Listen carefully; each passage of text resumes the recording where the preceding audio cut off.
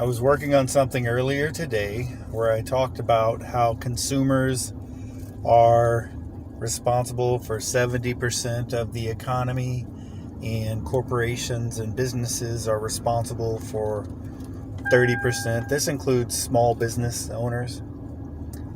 And that minority controls Congress, who passes laws based on how much gets donated to their re-election campaigns.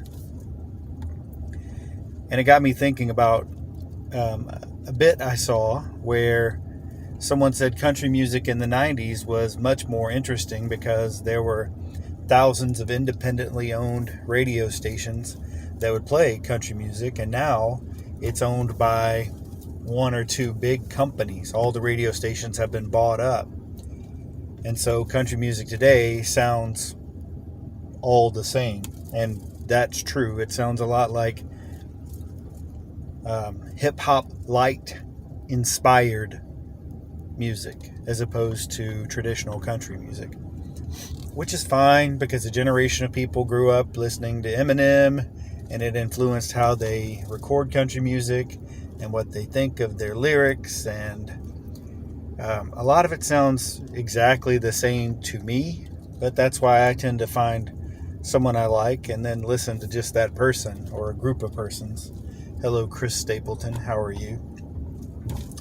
But it got me thinking about how we just keep consolidating into conglomerates, and these conglomerates become one homogenized company.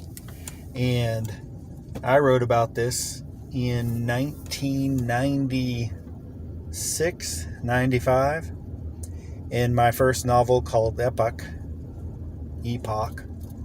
which you can find on Amazon, but everything is controlled by a company and a computer, a single entity that decides what people think, do, see, consume.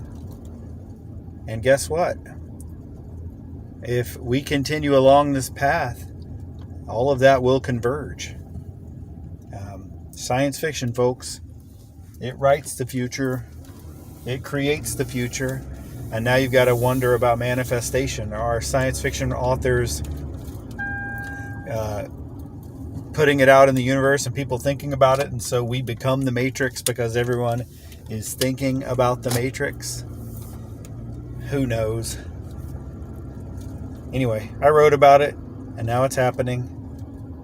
Not necessarily a futurist per se, but someone who does think about the future a lot.